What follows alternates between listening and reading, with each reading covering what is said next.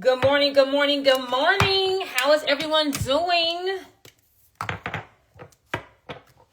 I am putting my face on. So I said, let's jump into our daily devotion. But first things first, I am doing, me, Kim, and Dion are collabing on 3 days of free mentorship.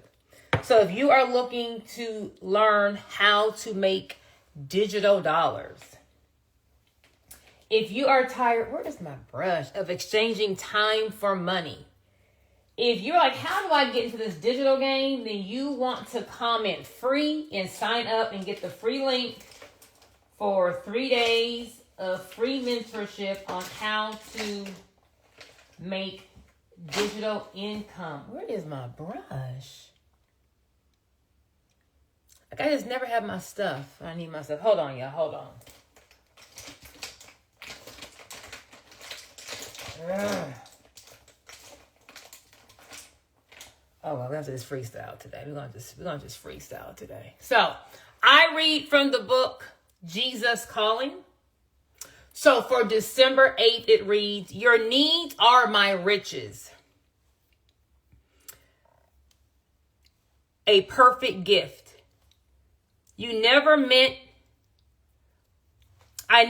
for you to be self-sufficient. Instead, I designed you to need me not only for daily bread, but also for fulfillment of your deep yearnings.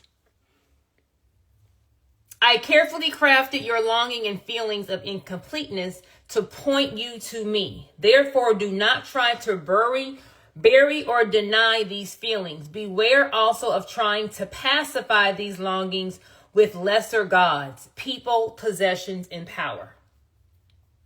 Come to me in all your neediness with defenses down and with a desire to be blessed. As you spend time in my presence, your deepest longings are fulfilled. Rejoice in your neediness, which enables you to find intimate completion with me." This gonna be good. This gonna be good. Y'all ready? Let's go on ahead. Hold on. I can't find my brush using this finger, so hold on, y'all. Let's go on ahead and let's break this all the way down. So I would say type it in the chat, but we gonna keep our stuff personal today. Write down wherever you are, what is one thing that you know you want? You've been longing for this thing, but you are just, maybe you've given up hope. Maybe you feel like maybe it's just not meant for you to have it. Maybe you've tried to get it before and you just haven't gotten it. So you just kind of like, you know what? It's not meant for me. I know when I hit, how old was I? I may have been 31, 32. I hit that mid-30s. And what I was longing for was a husband, right? Was very successful in my career. I had, I kind of, checked up all the boxes. And, well, baby, now I need a husband, right? I am reading from Jesus Calling, December 8th. KTG Mama. Jesus Calling devotional book, December 8th. So it says, "Your needs are my riches, are a perfect fit. I never meant for you to be self-sufficient. Instead, I designed you to need me not only for daily bread, but also for fulfillment of your deepest yearnings." Whatever it is that you're wanting, you need to tell God. Whatever it is that you're wanting, you need to tell God. And be patient. Now, don't tell God, "Hey, God, I want a boo. Hey, God, I want a husband. Hey, God, I want a house. Hey, God, I want this business. Hey, God, I want this kid." And then we go on our own timeline, talking to myself, and we just say, "You know what? God needs my help. God needs my help because God's taking too long. So let me go on ahead and help God out, deliver this thing. That is not what you want to do. It says to give him your yearnings. I've carefully crafted your longings and feelings of incompleteness to point you to me. So when you are wanting this thing, whatever it is that is your thing, everyone has like their own little season, their own little stuff. Whatever is your thing, God is saying, I made you to feel incomplete. I made you to long for things that are outside of what you can do for yourself. Do not bury or deny these feelings. Be aware. Okay, let's just break it down. Do not be wary and deny these feelings. Don't act like you don't want the husband. Don't act like you don't want don't act like you don't want it. It also says, be aware of trying to pacify these longings with lesser gods, people, possessions, or power. Baby. As I was saying, I was in my early 30s. I had everything I needed. I just needed a husband. And so let me tell you what I did. I'm going to tell you what I did so that everyone on this live will never do what I did. I believe in like manifesting things. I believe in, thinking things as though they are. But I think I took it a bit too far and I just did what I wanted to do.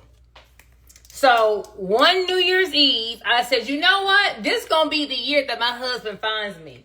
I didn't say, God, is this the year that you are ready for me? Have you prepared my husband? Lord, only direct. I didn't even go to God. I went to Joy. Joy, let me tell you what we going to do. This year, our husband going to find us. And I said, every person that asked for my number, I'm going to give it to them. Even if I wouldn't have, right? And I'm going to go on at least one date. I'm going to go on one date with every person who asked me out. Because normally my problem was, I'd be saying no. They would be in the club. Baby, bye. You say you're going to call me back. You don't call me back. I just plug you in as no. I was really quick to cut people off, right? So here I go. Didn't go to God. I didn't go to God with my longings. I said, I'm going to do it myself, baby. And baby, in March, I was 60 days into my little journey, met this little man, baby, with a pinky ring, a watch, a chain, somebody that I would have never even given the time of day. Never. But I said, Joy, I made this list of what I was going to do for my husband. I'm going to give every person my number. I'm going to go on one date. And y'all, I went out on this one date with this one guy with this pinky ring and this watch that was screaming girl. And baby, he had a great mouthpiece, master manipulator. And the next thing y'all know, baby, I'm married. Married to Satan. Married to Satan. I married a man who despised me. I married a man who hated me. And it took me forever to actually see it because a master manipulator is like it's highs and lows. It's the passive digs that, it's kind of like, is it a joke? Is it not a joke? Baby, I married a man who hated me, right? And I am now in year 3 of a divorce, leaving a sociopath, and baby, all on my doings. So when it says right here, do not bury or deny your feelings and do not try to pacify your longings with lesser gods, lesser people, lesser possessions, or lesser power. Baby, drop a me in the comments if you ever wanted something and it didn't come, so you chose to take less. I'd rather have a little bit of something than nothing.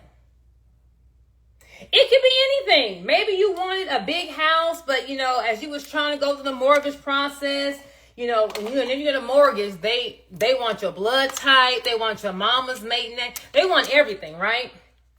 And so in the beginning, you aren't getting approved for what it is that you want. So you go and you opt and you go get the smaller house. God been telling you to leave your job. Like, baby, where you are, they are not respecting you. They are not valuing you. You need to go on out and, put your resume out there and go to a real job that's going to pay you what you worth. But you put your resume out to a couple places and you don't really get no leads. So you just say, well, I'm going to just stay here because, something better than nothing. Let me tell you, the danger in something is better than nothing. When you settle, when you go for good and not great, number one, you're telling God, I don't really want it. Baby, December 8th, Jesus calling. Everyone keeps saying the scripture, baby. Here's the book, Jesus is calling. I'm reading December 8th. December 8th, Jesus calling. The verses I got underneath is Philippians 4:19, Colossians 2:2-3, and then Psalm 84. But what I'm reading is the actual devotion, okay? Baby, when you settle, you tell God, I didn't really want it. I didn't really want what I asked for. When you settle, that's not what you really want. You didn't really want that small house. You really didn't want that job that wasn't going to pay you what you still not worth, right? You didn't want that person. That person is not going to value you. That person is not going to cherish you because that's not your person. So y'all, I married a man who I found out literally hated me. And for 13 years, was on a roller coaster, baby. A roller coaster. Highs and lows and emotional trauma and I can't even open up this Pandora box, baby. I can't open up the Pandora box. Let me just leave it alone, right? Saying all that to say, when you settle, you still don't get it. When you take what's less, you still don't get what you want. When you dumb down your needs, when you dumb down your yearnings, you still are not satisfied. It doesn't solve anything. I'm so trying to be married. I'm so trying to have, check off all the boxes. I said, God, I ain't got time to wait on you. He'll do. That's good enough. Baby, if knowing what I know now. So he's saying right here, tell God what you want and wait. Don't settle. Settling only causes more pain. Settling only causes more pain. Yes, I can check off I've been married. Baby, I've also been a therapist. I've also been fighting for my life. I've also literally overcome trauma. Settling doesn't give you what you want. Down and with a desire to be blessed. Go tell God what it is you want. God, let me tell you what I want. Let me go ahead and tell you. Let me go ahead and tell you what I want. I want this. I want that. Tell God what you want. In the scripture, I'm a baby Christian, don't know where. It says God's going to give you the desires of your heart. So, if the Bible says God's going to give you the desires of your heart, and God hasn't answered your desires yet, and you go out here and you go snatch up something else, whose fault is that? Ours? Now here we go. As I'm on ICU, I'm about to have an anxiety attack. I'm about to lose my mind. The man that God did not tell me to marry. The man that I didn't ask for none of God's guidance. The man baby, you good, let's just go. Settling. Baby, got me in 6 figures and divorce fees, trauma. My son had to watch me get shot at by him. Just a whole bunch of extra stuff. And now I got to go to God and be like, God, listen here. I know I didn't listen to you. I'm sorry. Can you get me out of this? And let me tell you what God going to do. He going to get you out of it. God doesn't hold grudges. Now, there's going to be consequences. There's going to be consequences for your actions. But God doesn't hold grudges. God will still get you out, even though you didn't listen.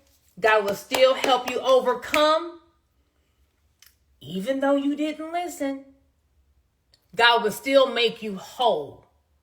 But there is a price you're going to have to pay. There's going to be some scars, right? But we can get over some scars, because every single day that God wakes us up, baby, we can keep on going. As you spend time in my presence, your deepest longings are fulfilled. A lot of times we're so focused on the thing. I need the boo. I need the relationship. I need the husband. I need the child. I need the house. I need the business. We're so focused on the thing that we forget to focus on our relationship with God. So if God hasn't answered your prayers, if God hasn't given you what it is that you want, just jump in bed with God. Every day, just talk to him, right? Tell him your desires and then say, hey, God, order my steps. See, sometimes what you're asking for is not for you right now. It's not the season for what you're asking for.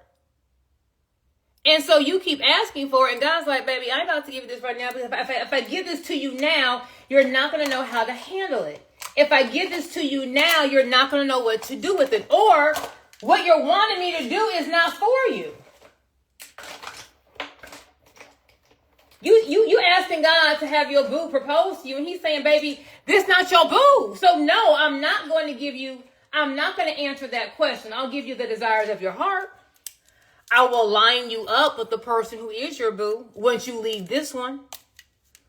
I'll line you up with the job that's going to pay you what you're worth once you leave this one. I'll bless that business and make it whatever you want it to be, 6 figures, 7, once you go all in.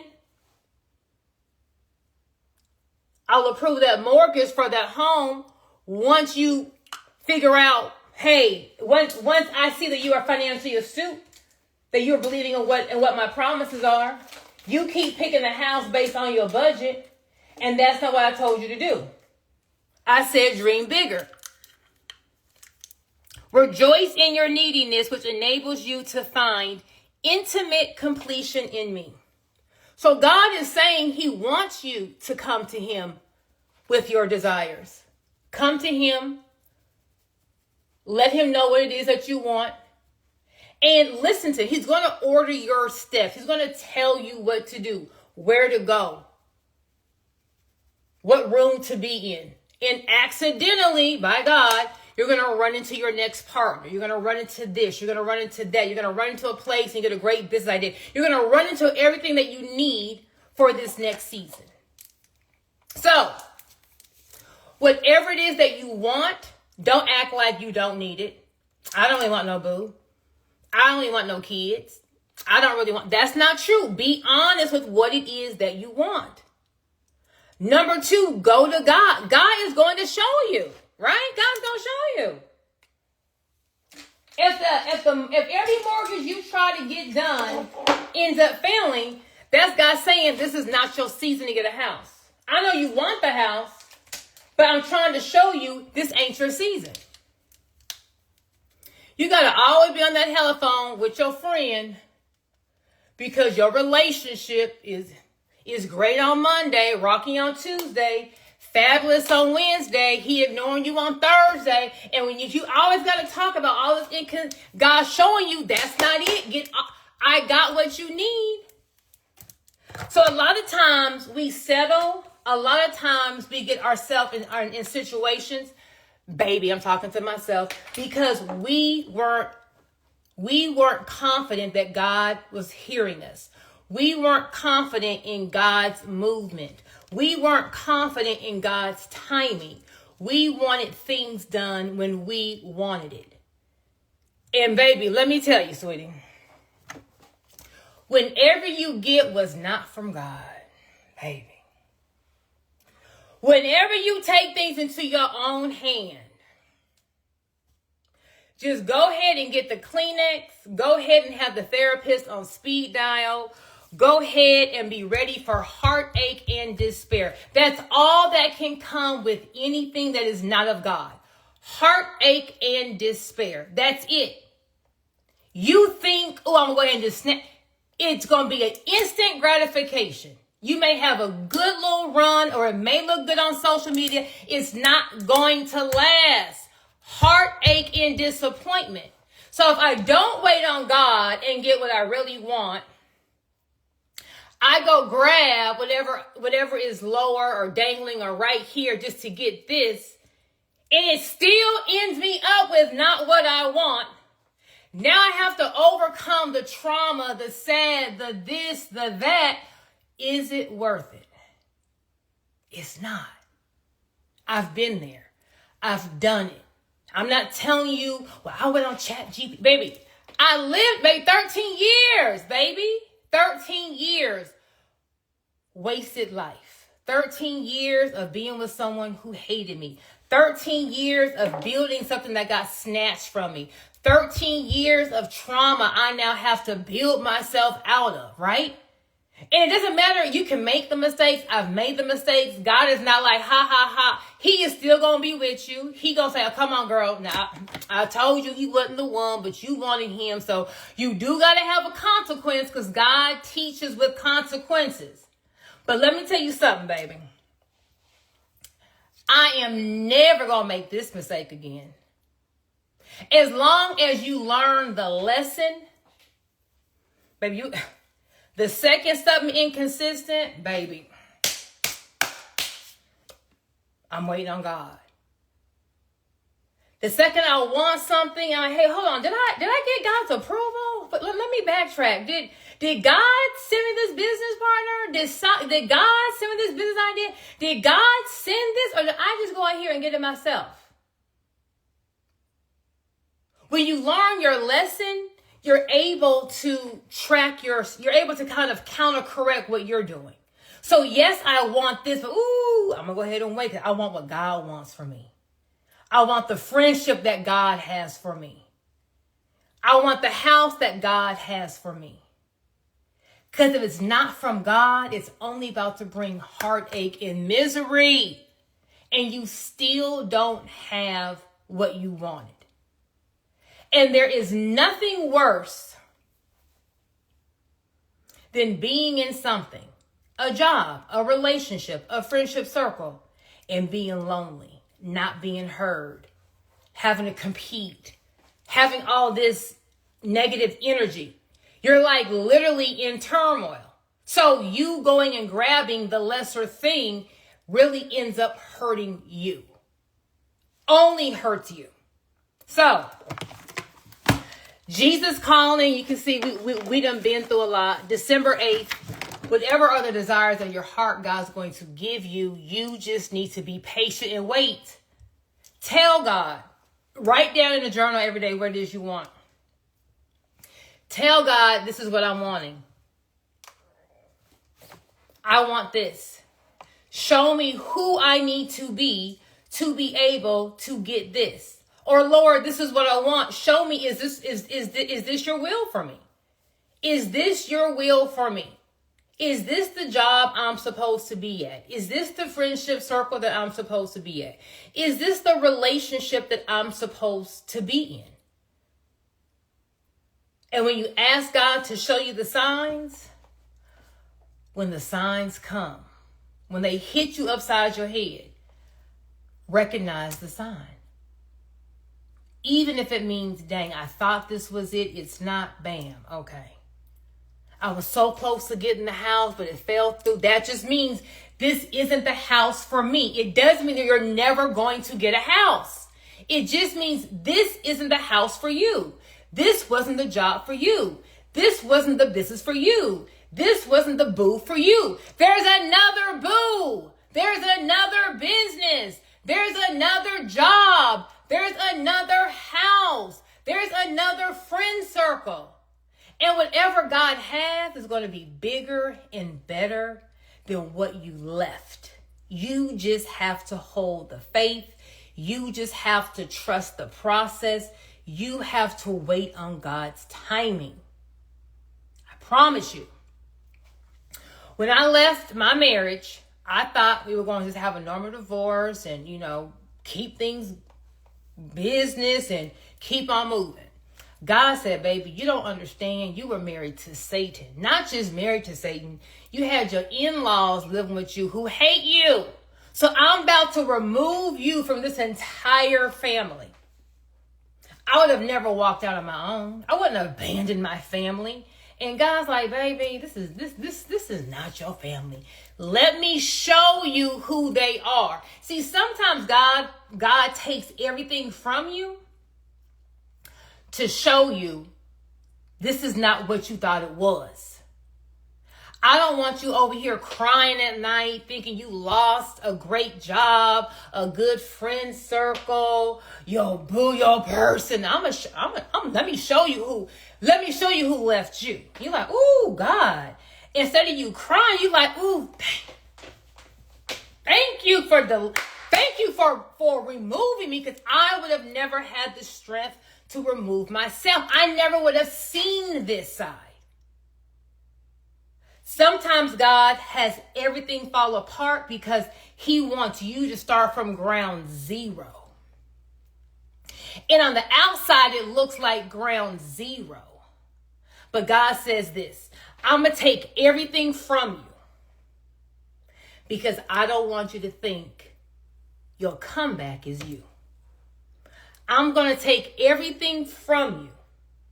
The world's going to laugh at you.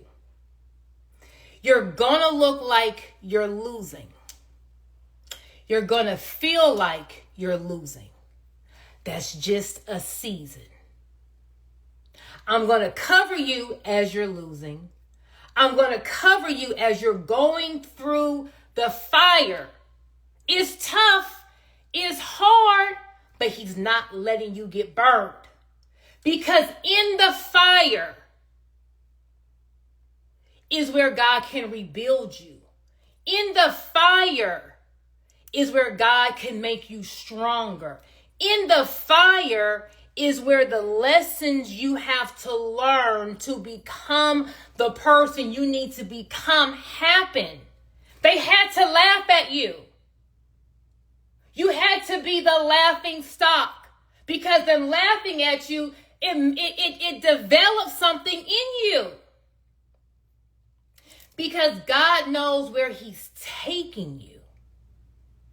And if anyone has had any form of success, you always know the more successful you are, the harder life gets.